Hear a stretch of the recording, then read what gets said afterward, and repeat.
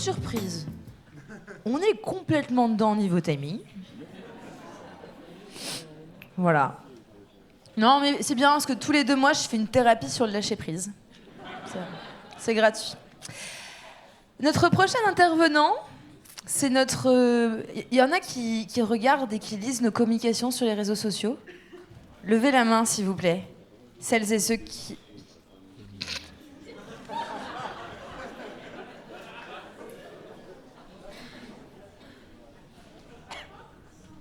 Non, bah c'est pas grave, je le prends bien.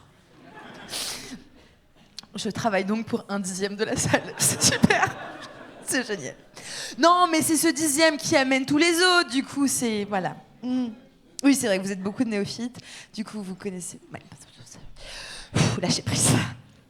Donc, notre prochain intervenant, pour toutes celles et tous ceux qui ne lisent pas nos communications sur les réseaux sociaux, alors, du coup, vous pouvez, à la pause, vous suivez la page d'Histoire de Cul sur Facebook, sur Instagram. Voilà. Si vous aviez qu'un seul compte à suivre sur les réseaux, c'est le nôtre. OK ? Voilà.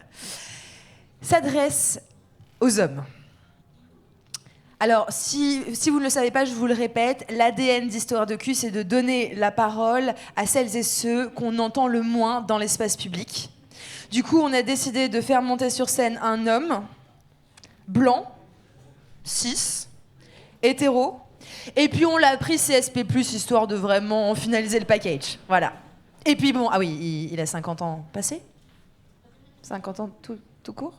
Plus de 50. Plus de 50 ans. Bon, on est sur un bon package.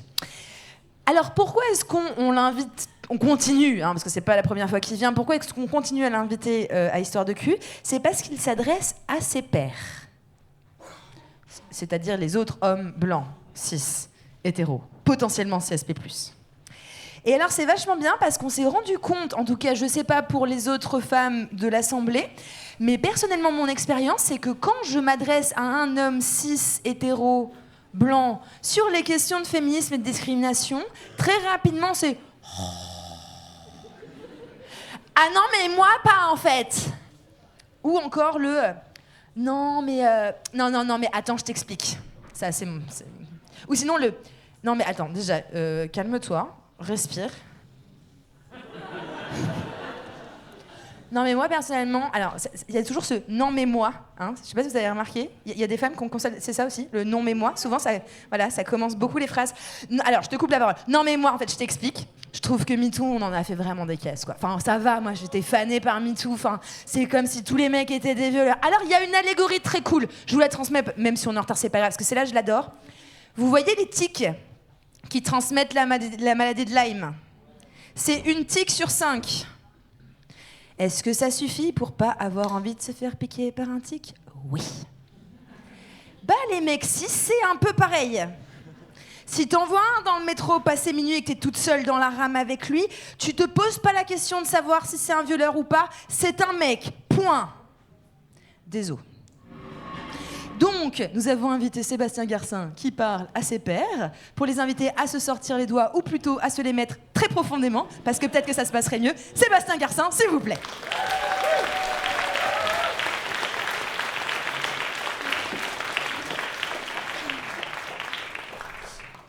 Bonsoir. Alors, c'est la première fois que je parle un PowerPoint, c'est un vieux rêve, c'est de pouvoir faire un PowerPoint sur la scène d'Histoire de Cul. Et parce qu'effectivement, Histoire de Cul et moi, c'est une vieille histoire, mais on ne va pas rentrer là-dedans. Un petit trigger warning avant de commencer. Il y a dans mon PowerPoint une image qui peut embarrasser certaines personnes. C'est clair, c'est James Bond qui roule une pelle à une femme. C'est pas super sûr qu'elle soit hyper d'accord. C'est même super sûr qu'elle n'est pas du tout d'accord. Voilà, ça dure 10 secondes. Donc voilà, je préfère vous prévenir avant de rentrer dans le vif du sujet. Claire m'a rapidement présenté, mais je vais recommencer avec mon design. Donc, je suis né en 1968. Je suis hétéro. J'ai été cadre supérieur une bonne partie de ma vie professionnelle. Aujourd'hui, je suis start-upper. Et j'ai même été scout. Donc, autant vous dire que j'en avais sous le pied. Et il m'est arrivé un truc. Il m'est arrivé ça. J'étais pas dedans, je vous rassure. Mais je l'ai vu. Je pouvais pas l'éviter. Ça a commencé à me chauffer un peu. Et puis j'ai vu ça. Là, ça m'a carrément mis en colère. Et ça m'a fait honte, en fait. Et donc, voilà. Ça a été mon premier engagement politique réel. C'est que je suis allé manifester. Et puis, ça, je l'ai pris dans la tronche, directement, en mode intersectionnel. Donc, autant vous dire que je l'ai pris sur le H, sur le S, sur le B, sur le C et sur plein d'autres trucs. Alors j'ai écrit un bouquin parce que c'était un peu la révélation. Et puis j'ai monté une grosse communauté Facebook qui s'appelait Déconstruction de l'homme blanc. On faisait plein de trucs, c'était sympa. Je suis passé à la télé pour parler de ma bite et de mes couilles. Et donc j'ai reçu mon badge. Donc aujourd'hui, quand on vient parler ici, on vous demande votre nom d'artiste. Moi, je n'ai pas de nom d'artiste, je mets mon nom. Et en fait, souvent, je me suis dit, ça va être mon nom d'artiste quand je viens chez Histoire de cul. J'ai pas retrouvé, en fait, mon vrai badge, ça a été serpillière à foutre.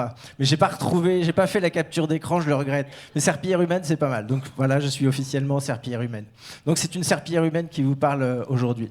Et cette serpillière humaine, elle a découvert au début de la semaine les chiffres du Haut Conseil à l'égalité entre les femmes et les hommes. Alors c'est un PowerPoint, donc je vais vous montrer des chiffres. C'est normal, mais je vous promets, ça va aller vite. Alors, le Haut Conseil à l'égalité, ils ont interrogé 2500 personnes, français, donc 1250 bonhommes. Et alors, les sondages, c'est ce que c'est, on leur demande, est-ce que vous êtes d'accord avec ceci, avec cela ? Donc, est-ce que vous êtes d'accord avec une femme agressée sexuellement a peut-être une part de responsabilité ? Eh bien, il y en a 16%, ils sont d'accord. Ok, donc est-ce que le barbecue est une affaire d'homme ? Coucou Sandrine. Eh ouais, 23%, ils sont d'accord. Et puis, il faut parfois être violent pour se faire respecter. Celui-là, il est flippant parce que c'est les jeunes. Les jeunes, ils sont 23% à dire qu'ils sont d'accord pour être violents, pour se faire respecter. Et puis, on continue comme ça. Est-ce qu'il est normal d'insister pour avoir un rapport sexuel avec sa conjointe ? Eh ben ouais, et c'est normal pour 26% d'entre eux. Et on continue, c'est un festival. On s'acharne sur les hommes. 4 sur 10 qu'ils pensent. Les féministes en font trop. 6 sur 10. Ça monte. Les femmes sont naturellement plus douces que les hommes. C'est mignon, ça. Il y en a plein qui le pensent. Les hommes doivent protéger les femmes. Celui-là, c'est mon préféré. 77%. Alors là, c'est la pause vomi. C'est bon, j'ai pas beaucoup de temps, alors je vais pas vous laisser vomir trop longtemps. On va passer à autre chose. Si on reprend tous ces chiffres, j'en ai pris quelques-uns au hasard. Qu'est-ce qu'on regarde en fait ? Déjà, c'est varié. Ça, c'est intéressant. C'est-à-dire que dans le tas, il y en a qui répondent bien sur certaines questions, il y en a qui répondent pas bien. C'est pas monolithique, ça veut dire que ça bouge quand même. Donc ça, c'est le premier truc. Ensuite, on se focalise beaucoup sur ceux-là. Non, c'est ceux qui n'ont pas bien répondu. Ok ? Ceux qui nous font rire ou qui nous font gerber ou qui nous désespèrent. Moi, je regarde ceux-là. Ceux-là, c'est moi. Et il y a des chances que ce soit vous, les mecs, qui êtes là-dedans. Parce que sinon, il y a peu de chances que vous soyez là. Et je te regarde, toi. Toi, tu as bien répondu. Tu as eu bon à toutes les questions. Bravo. Et je voudrais te féliciter. Parce que tu as répondu bon à toutes les questions, alors que ce n'était pas au programme. Parce que le programme que tu as révisé, c'était ça. Ton programme, c'était ça. C'est ça qu'on t'a foutu dans le crâne. Ton programme, c'était qu'un mec peut rouler une pelle à une meuf qui dort. 1, c'est pas grave. 2, elle aime ça. 3, ça fait 100 ans qu'elle dort, elle est encore maquillée. C'est là que ça se corse, parce qu'encore lui, à la limite, il est mignon. Lui, il n'est pas du tout mignon. Parce qu'elle est clairement pas du tout d'accord. Et elle aime ça quand même. Ça, on te l'a foutu dans le crâne. On t'a mis ça dans le crâne tous les dimanches soirs. Qu'il y a des mecs qui font rire, et que les meufs, elles sont à moitié à poil, elles ont l'air de connes pour essayer de faire rire. Et alors ça, c'est le gratin, ça. Là, on t'a indiqué la voie. La voie, c'était, t'as un mec, tu gagnes. La voie, c'était les valeurs que tu transmets à ton fils, c'est la gagne, c'est la bagnole, c'est le fric, c'est la force. On t'a dit, pour te marrer, pour bien te marrer, c'est entre potes blancs. Il n'y a pas de meuf là. Et si tu fais tout bien là, eh ben, trop cool, tu chopes la bonne meuf. On t'a mis ça dans le crâne. Et toi, tu l'as pas vu parce que ce poisson-là ne sait pas qu'il est dans l'eau. Et toi, tu étais un poisson dans l'eau, tu savais pas que tu étais dans l'eau. Donc tu étais ce mec-là, je le sais. Je l'étais ce mec-là. Tu étais ce mec-là. Surtout si tu es né en 68 ou même avant. Mais peut-être que tu as fait des rencontres. Peut-être que ta mère, ta sœur, ta copine, tes amis, etc., t'ont aidé à te décoloniser. Peut-être que, et certainement, que grâce à ces rencontres, eh ben, t'es devenu comme ça, un peu moins con. Alors c'est bien, et on n'est pas tout seul. Tu n'es pas tout seul, il y en a pas mal. Le problème, c'est qu'il y a cela. Et que donc, ce travail que tu as fait, c'est gentil, mais en fait, ça sert à rien. Tu sers à rien. C'est vrai. Tu sers à rien. Tu fais peut-être plus partie du problème. Peut-être que tu passes l'aspirateur. Peut-être que tu demandes avant de rouler une pelle. Mais au final, tu sers à rien. Et moi, j'ai un programme pour toi. Si tu veux commencer à servir à quelque chose, si toi aussi, ces chiffres ont commencé à te faire gerber, et ce programme, c'est de devenir un allié. C'est pas compliqué, 6 étapes. Alors on commence. Ceinture blanche. Démarrage. Tu fais ton éducation. C'est pas, tu vas demander aux meufs. Il y a Google, il y a YouTube, il y a Instagram, il y a des podcasts, il y a des livres, il y a Simone de Beauvoir. Il y a une masse de matériel. Tu peux y aller. Va pas emmerder les femmes à leur poser des questions. Le matos existe. Va faire le boulot. Ceinture blanche. Ceinture jaune. Introspection. Quels sont tes comportements oppressifs? On en a tous. On en a eu, on en a encore. Eh bien, il faut les interroger, premièrement. Et deuxièmement, il faut les désapprendre. Ceinture orange. Tu vis en couple hétéro, ça c'est cool pour les gays, parce qu'ils peuvent sauter 2 ceintures d'un coup. Celle-ci, puis celle d'après. Ça, c'est pas mal.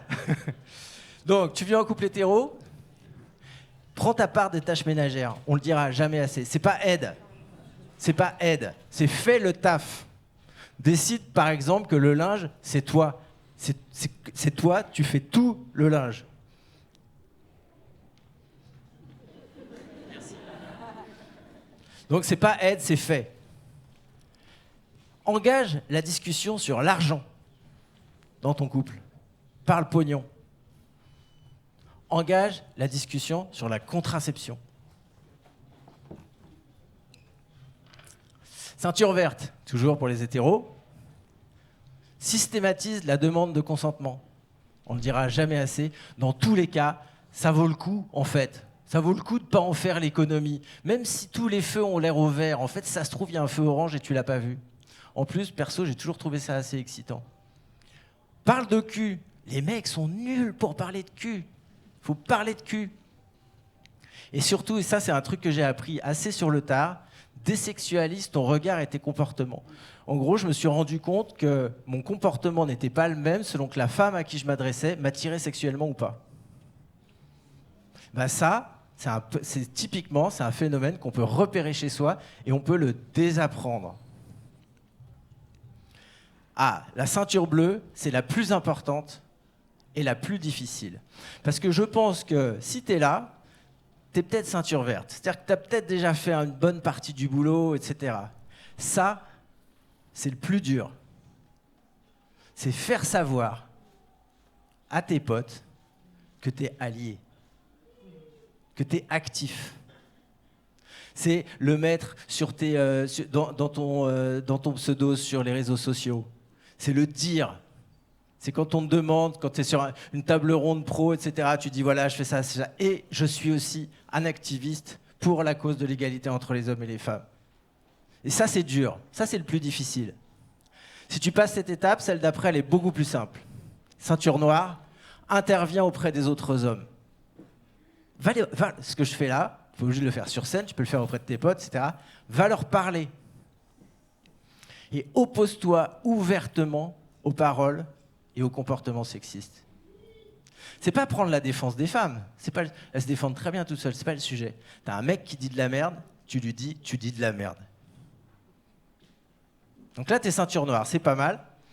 Et alors, pourquoi ? Parce que c'est des efforts, c'est du travail, il faut s'investir, etc. Pourquoi on le fait ? Parce que ces mecs-là, déjà, en fait, c'est tes potes. C'est tes potes, c'est tes collègues, c'est ton père, c'est ton frère, c'est ton oncle. Ils sont autour de toi. Et dans ces mecs-là, il y a des mecs pas dangereux, mais il y a aussi ceux qui frappent, qui harcèlent, qui violent, qui assassinent. Ils font partie de cette bande-là. Eux, ils n'ont pas répondu bon aux questions. Hein. C'est eux. Ils sont dans tes potes. Dans tes potes, il y a des mecs qui violent. Il y a des mecs qui tapent sur leurs femmes. Tu le sais pas, mais en fait, les statistiques le disent. Donc il faut que tu ailles, il faut que tu sois au milieu de cette foule de mecs-là. Il faut que tu sois au milieu de cette foule, et c'est pour ça qu'il faut que tu l'ouvres. C'est pour ça qu'il faut que tu te signales. Être un mec super à la maison ne suffit pas, ne sert à rien. C'est là qu'il faut être un mec super. Et tu verras, c'est plus difficile, c'est pour ça que c'est un effort. Donc, décolonise-toi et passe à l'action. Comme disait Claire, retire-toi les doigts du cul. Je vous remercie.